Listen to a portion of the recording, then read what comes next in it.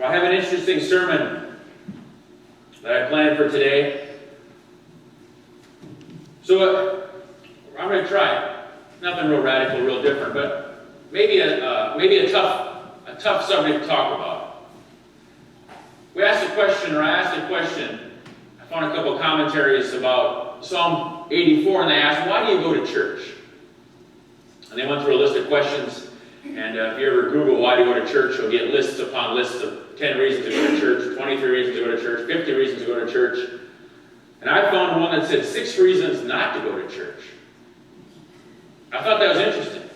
Probably also a little dangerous maybe to share that list in church. But what I want to talk about today is I don't want to talk about reasons. Well, we'll talk a little bit about reasons to come and go to church. But what I want it to be about is we come to church, but why do we come to church? What are our motivations for getting us here?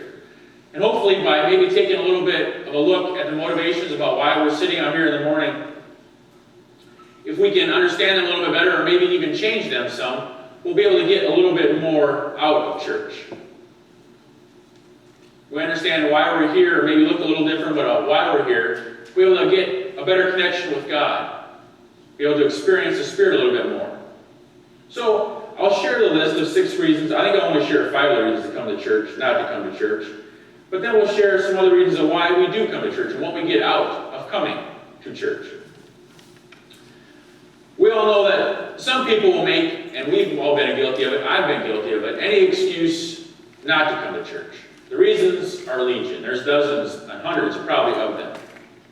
Some people simply don't like to come to church. They say it's boring, the songs are unfamiliar, the sermons are dull or uninspiring, the prayers are meaningless or irrelevant, and the people aren't friendly. On the other hand, there's a whole group of people that really do enjoy coming to church. Church is exciting, the songs are uplifting, the sermons are inspiring, the prayers bring them closer to God, and the people are friendly and inviting. What do you suppose the difference is between those 2 groups of people? Has the one group that doesn't come and like church maybe just not found the right church? That's possible. But I imagine they've tried lots of different churches, and it's probably the same excuse for not going to each one. So maybe it's not necessarily the church. We can walk in any church any Sunday and hear a bad sermon, hear songs you don't like, not feel connected to God. And if you make that your one decision, well then of course you're not going to like going to church. What about those people that enjoy coming to church? What's the difference? Well, if we take a look at that psalm that we just listened to, or that I read to you, the Psalm 84, I think the difference is their motivation for coming to church. The psalmist says that he would rather be in God's house than anywhere else he could be. He'd rather be in God's house than on the golf course. He'd rather be in God's house than at a football or a baseball game, or a NASCAR race. He'd rather be at God's house rather than a campground, or at home in bed, or in front of the TV. He desired to be in God's house because he knew that's where he could come and connect with God. How often do we feel that this is the only place we'd want to be on Sunday morning? Where else would we rather be for an hour to an hour and a half on Sunday morning than here? How often have we felt that? Walk those doors and think, you know what? I'd rather be nowhere else. Hopefully, more often than not, we feel that way. But if we don't feel that way, then we don't expect to get as much out of church. Because maybe our mind kind of wanders and think, I'd really rather be doing this. I'd rather be here. Just Sundays, today's not a good day. It wouldn't be surprising to go home and say, I didn't get much out of church today. Well, when you walk through the door not expecting much, you're not going to get much. Or if you don't participate much in the service, you're not going to get much out of it either. Motivation. But the psalmist desired to be in God's presence. But more than wanting to be in God's presence, the psalmist knew that he had to sense, or he had to seek the presence of God with his body, and with his soul, and with his spirit. He had to put everything he had into all that he was in seeking God in his worship. I'll ask a question. Are you enjoying church? If not, what have you put into church? What have you done to make the worship experience meaningful? when you stand and sing along to the songs, you just stand with your feet, or do you stand with your heart and sing along joyfully? When the offering plate is passed, do you worship God with your tithes and your offerings, or do you just tip God? When there's something to do, a volunteer opportunity comes apart, do you jump in and do it, or do you expect someone else to do it for you or for the church? Why do we come to church? Do we come to meet God as the psalmist did? If we do, then we'll begin to be able to experience more, get more out of church. But we must participate in the activities. We cannot just sit back and wait for God to come and overwhelm us. We must actively pray, actively sing, actively listen to when the scriptures are read. Work at meeting God, because God has promised to be here with us. But we must work to feel that Spirit. So I talked about motivations affect what we get out of church. And here's where that list of reasons not to come to church come into play. It's not a list that I came up with. A man called David Fitch on a blog called Reclaiming the Mission. He was a missionary, he is a missionary, was a missionary doing some work. And he was out trying to bring people into churches. And reading some of those blogs of different missionaries, one thing they said is there's bad habits for going to church. We get into the habit of going to church, and it becomes something that we just kind of do, he says. And one of the reasons not to go is if you come to church out of duty or obligation. Because it's a good spiritual discipline to wake up on Sunday morning and come to church, just as it's a good spiritual discipline to read your Bible or do devotions throughout the week. He says, but too often, he says, those disciplines become duties. And they don't mean anything anymore. It's just one more thing I've got to check off my list. He says, don't go to church just because you think you have to, or it's an obligation or a duty. He says, go because you want to. You see how your motivation will be different? If you're going because you want to be there, you're going to get something out of it. If you're going because you think, oh, I got to go, or, Joe's going to look down on me, or Sally's going to say, oh, you know what, he wasn't there today, or she wasn't there today. Go because you want to come and you want to meet God. A second reason not to go to church, he says, if this is what you think it means to be a Christian, if you think being a Christian is what happens in this hour and a half, then stop going to church and ask what it means to follow Christ. He says, church is where you come to gather, to encounter God, and respond, and then hopefully go out and share that with the rest of the world and how you live in that world. He also says, don't come to church to get your needs met. He thinks he says, if you think problems in your life will be solved by some need met by going to church, don't go. Now he says, that doesn't mean there hasn't been some spontaneous responses to faith here at a church service or something like that. He said, but most needs are met over time. Most needs are met and ministered to us through Jesus and through the Spirit. They don't get met instantly when we come to church. He says, don't go to church to feel good or get inspired. He says, there are a lot of times you'll hear a song, you'll hear a prayer, you'll hear a sermon, and you'll feel inspired. And that's good. Because if that's your only motivation for going to church, then you become like an addict chasing that same inspiration or that same high. And when you don't feel it, you become disappointed. So don't make that your only reason to go to church. And his fifth one, I guess it was sixth. I skipped the fifth one because it was if you're coming to church to perform. And so most of us don't come to church to stand up front and talk or sing music or play the instruments. I just got that one out of it. But his sixth one I like the best. It says, don't come to church to get something from the expert. And he says, if we go to church to get something from the expert who's preaching the sermon, because we missed the point. He says that so-called expert is most likely gifted to proclaim, to talk about God and the Spirit and their life together. He says, but the real formation happens in what our response to that gift or to that proclamation is. We're not going to get something from church if we don't take it and use it. Again, our motivation. Do we come to simply get something out of church, or we come to actively participate and to witness and experience God in our lives?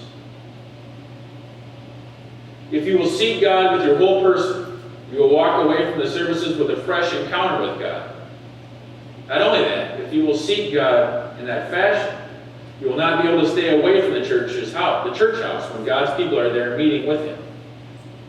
True worship involves the pursuit of God. It's not just a passive sitting and getting something. We may sing some beautiful songs. We may hear some great and wonderful prayers. If we're lucky, we might hear an inspiring sermon. But we all have been given gifts and talents. And we have to worship until we meet with God and experience God. And we learn and we're challenged on what we need to do with those gifts and talents. And we learn to participate. And after we've come and experienced God, then what do we do with it? It's hard to expect to come and experience God on an hour for a Sunday morning, and for the rest of the week we don't have any other chance to connect with the Spirit or with God. So what are the benefits of being in God's presence? What are some benefits of coming to church? Is strength renewed. There is something about being in God's presence and in His house that strengthens the Christian. The more you come, the more you desire to come, the stronger you will become. The more you stay away, the more you desire to stay away. The easier it is to stay away. There's nothing magical about it. But the more you come, the more you worship, the stronger you will become. Try spending time every day with the Lord and see if that doesn't strengthen your inner self. Think of how anything works in life. The more time you spend doing it, hopefully the better you get at it. You might not become an expert. You might not become the best at what it is. But the more time you spend in doing something, the better you get. So the more time you spend connecting with God, the better you get in being able to build and experience that connection. And church on a Sunday morning with some like-minded people who also want to witness and experience God helps us build that connection. The second thing is your spirit will get renewed. Our spirit should be renewed when we leave church because we've been in the presence of God.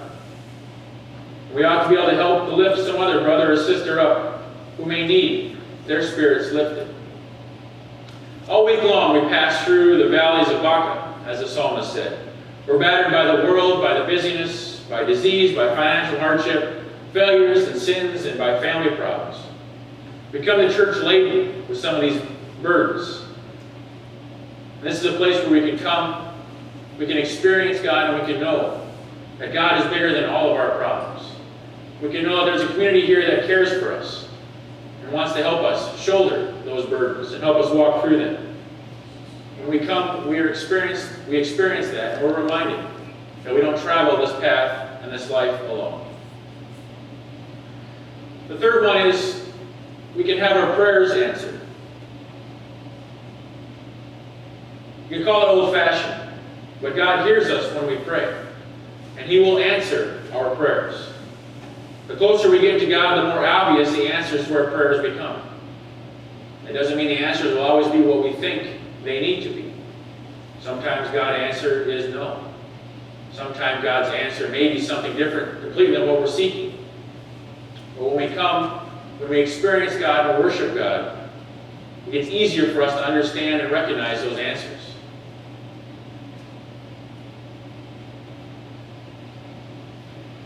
So I've shared, hopefully, how some of our motivations might affect what we get out of worship.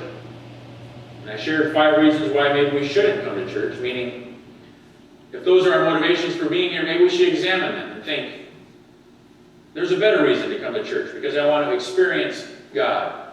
That will help us get more out of the service. Now I want to leave you with 10 reasons why we should come to church, or 10 reasons we get, or what we get out of church. So 10 reasons we come to church. Coming to church doesn't mean you have no doubts about God or faith. It means you have a place you can share with people who have their own doubts. Bad stuff is going to happen in your life. It just is. A church community cannot be everything to everyone in times of crisis. But when the bottom falls out, it's great to have a community to lift you back up. Number 8, bad stuff is going to happen in your life, part 2. A time to build a relationship with God is not when life turns ugly and you're run out of all of the options. Attending worship regularly helps build a relationship with God and others that will give you a solid foundation when the winds blow and the storms come. Not all churches are anti-something. Most of us are for people, for acceptance, and for hospitality. Any church worth its salt has really good food on a regular basis. And churches offer paint-by-number opportunities to serve. This is my favorite one. Many people would like to help the poor, the hungry, and the homeless, but they don't know how to get involved, or how to make the time to be involved, or what they can do to really make a difference. Churches offer you ways to plug in to help those who need it most. We're having all kinds of opportunities to volunteer around here. I think we had a couple clipboards going around today. One to help with children's church, if you want, a way to serve the kids and the youth. Second one was to make supper. We have supper once a month for our youth group. Another wonderful way. We reach out to the kids with the youth, but a way to help and serve them. Signing up, helping at the food pantry. The list, the avenues to volunteer are endless. But number 4, you've got a gift. You have a gift, probably 2 or 10 of them. Becoming involved in the ministry of a church will help you discover that gift and use it in ways you never imagined.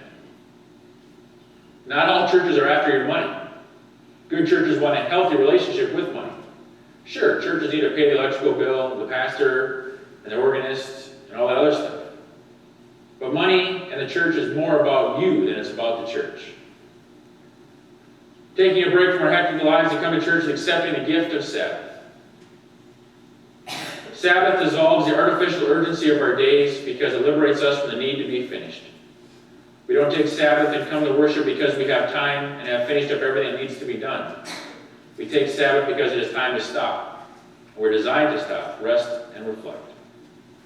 And the number one reason to come to church is Jesus is really cool. Even if you don't know if you can believe the whole Son of God thing,